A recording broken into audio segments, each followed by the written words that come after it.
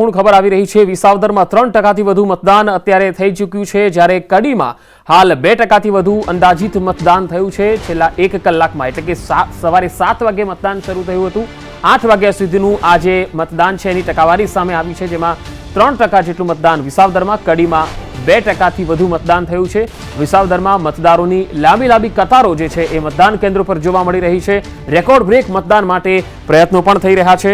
હાલ જે તસવીરો આવી રહી છે બંને બેઠકો પરથી આપને બતાવી રહ્યા છીએ। વિસાવદર અને કડી બંને બેઠકો પર મતદારોનો ઉત્સાહ જબરજસ્ત દેખાઈ રહ્યો છે। વિસાવદરમાં 3.2% જેટલું મતદાન છેલ્લા 1 કલાકમાં થયું છે। સવારે 7 વાગે આ મતદાન શરૂ થયું। 8 વાગ્યા સુધીનું આ ટકાવારી છે, જ્યારે કડીમાં 2%થી વધુ મતદાન થયું છે।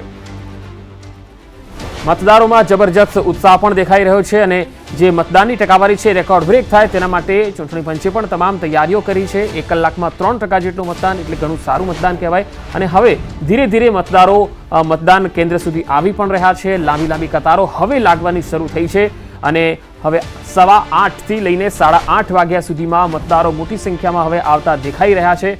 મતલબ કે અહીંયા વિસાવદરની જો વાત કરીએ તો અહીંયા રેકોર્ડ બ્રેક મતદાન થાય એવી શક્યતા પણ જોવાઈ રહી છે। મતદાન કેન્દ્રની બહાર મતદારોમાં ઉત્સાહ છે, જો કે મતદારોનું મન કળવું અહીંયા વિસાવદર માટે થોડું મુશ્કેલ એટલા માટે પણ છે કારણ કે અહીંયા જે પરિણામોનું ચિત્ર છે એ છેલ્લા 15 વર્ષથી આપણે જોઈએ તો એ તમામ ચૂંટણીઓમાં અલગ રહ્યું છે। એટલે અહીંયા કોણ ઉમેદવાર જીતશે એ કહેવું મુશ્કેલ બની જતું હોય છે। મતદારો પર એનો દારોમદાર રહે છે। ભલે અહીંયા પાટીદારોનું વર્ચસ્વ વિસાવદરની બેઠક પર રહ્યું હોય, પરંતુ અહીંયા પણ ઉમેદવારની હાર જીત નક્કી કરવાના પરિમાણો અલગ રહ્યા છે।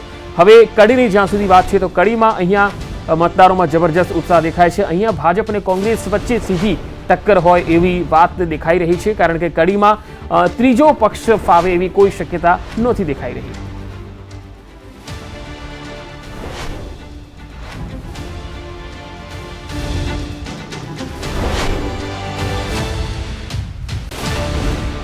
તો વિસાવદરથી સંવાદદાતા હાલ અમાર બખાઈ મારી સાથે જોડાયા છે। અમાર, વિસાવદરમાં હાલ મતદારોમાં ઉત્સાહ દેખાઈ રહ્યો છે। 3.2% જેટલું મતદાન 1 કલાકમાં નોંધાયું છે, શું કહેશો? પંકજ, ચોક્કસ કે પ્રથમ કલાકની અંદર જે ટકાવારી સામે આવી છે, અંદાજિત જે 3%થી વધુ મતદાન થયું છે અને હજુ પણ હું દ્રશ્યો સીધા બતાવીશ કે જે રીતે લાંબી કતારો હાલ મતદારોની આ વિસ્તારની અંદર જોવા મળી રહી છે। ખાસ કરીને ખેડૂત ને લગતો આ વિસ્તાર છે, અહીં ખેડૂતોની સંખ્યા વધુ છે અને ત્યારે જ આપણી સાથે ખેડૂતો છે। હાલ વાવણીનો સમય છે અને તે સમયે જે ખેડૂતો અહીંયા આવ્યા છે, આપણે સીધા જ તેમની સાથે વાત કરશું। શું નામ તમારું? ગિરીશભાઈ કાછડિયા। ગિરીશભાઈ, આજે મતદાનનો દિવસ, છેલ્લા 1.5 વર્ષથી આ સીટ ખાલી હતી, આજે મતદાન કરશો, શું કહેશો? કેવા મુદ્દા છે અહીં ખેડૂતોના? મુદ્દા તો રસ્તા, રોડ, વીજળી બસ જ છે। ખાતર બાતરના થોડો પ્રશ્ન છે। શું વિચારીને આજે મતદાન? આજે તો વાવણીનો ટાઈમ છે, વાવણીમાં જવાની છે। મતદાન કરીને થોડીક લાઈન છે, વાર લાગશે, પણ મતદાન કરીને પછી વાડીએ જાવ। પહેલા મતદાન અને પછી વાવણી, મતદાન એ એક આપણો અધિકાર છે। આપણી સાથે સીધા જ જે કોંગ્રેસના ઉમેદવાર છે તે ઉપસ્થિત છે।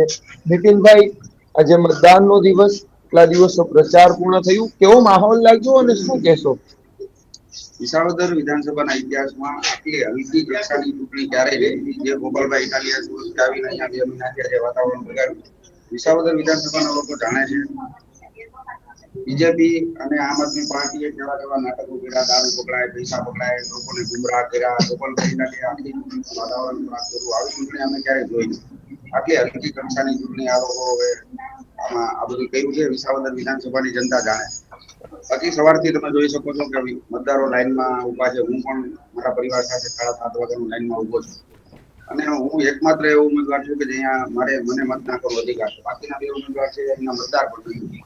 વિસાવદર વિધાનસભાની જનતા પર મને પૂરો ભરોસો છે। હું એકમાત્ર એમનો સ્થાનિક ઉમેદવાર છું। આ વિસ્તારનો દીકરો છું અને લોકો મને મત આપશે અને જંગી બહુમતીથી મત આપશે। આપ કહો છો કે આપ સ્થાનિક છો, પરંતુ કિરીટ પટેલનું પણ મતદાન આણંદપુરની અંદર છે।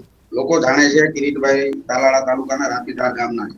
એનું કાર્યક્ષેત્ર અહીંયા છે અને સત્તાધારી પાર્ટીના જે છે જુનાગઢ જિલ્લાના પ્રમુખ સાહેબ તારે ત્યાં એનું નામ ચડાવી શકે છે। એટલે માત્ર ત્યાં રહેતા નથી, ખાલી મતદાન માટે નામ ચડાવેલું છે, એ લોકો જાણે છે। ખાસ કરીને કેવો માહોલ લાગ્યો અને હવે અંતિમ આજે દિવસ છે, 23 તારીખે પરિણામ જાહેર થશે, કેવી આશા?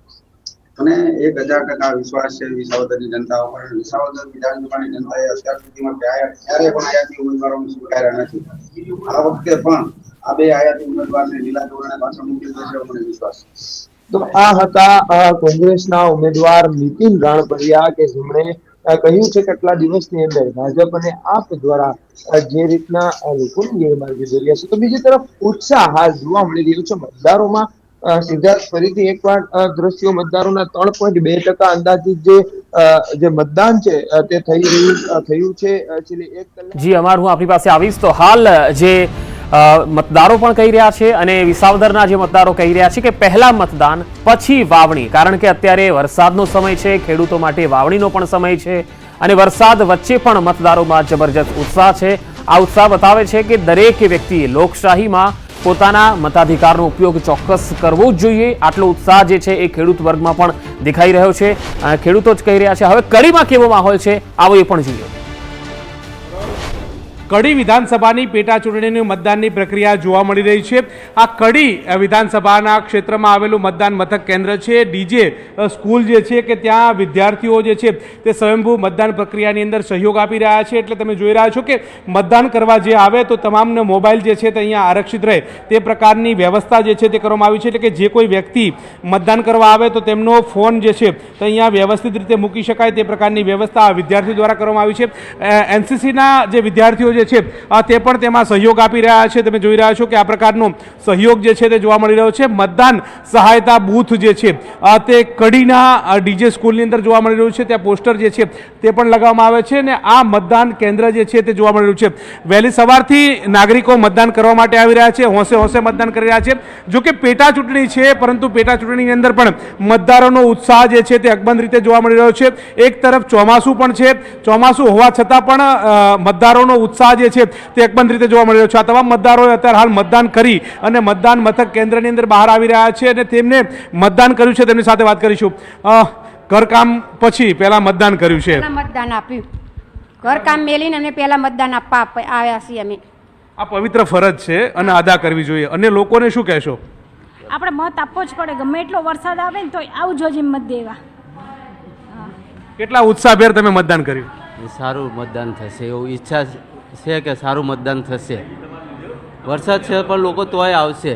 મોસમ કેટલી વખત મતદાન કર્યું છે ને આ ઉત્સાહ સવાર છે, સવારમાં પણ આ જ રીતે જોવા મળી રહ્યો છે? વર્ષોથી મતદાન કરતા આવીએ છીએ, ઘણા વર્ષથી, લગભગ ઘણા 21 વર્ષથી મતદાન કરીએ જ છીએ. અને અન્ય મતદારોને શું સલાહ આપશો? બસ વરસાદ હોય ગમે તે હોય તો મતદાન ફરજિયાત કરવું પડે. આપણી ફરજ આવે મતદાન. વરસાદ હોય કે ગમે કામ મૂકીને આપણી પવિત્ર ફરજ આવે મતદાન કરવું જોઈએ. દેશ માટે કરવું જોઈએ. કયા કયા મુદ્દાઓને ધ્યાનમાં રાખીને મતદાન કરતા હોવ છો?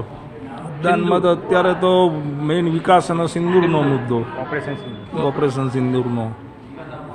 બા વહેલી સવાર છે, કામકાજ પરવારીને આવ્યા કે હવે કામકાજ કરશો? બધું જ બાકી, કામ બાકી. પહેલા મત આપવા આવ્યા, પછી કામ કરાય.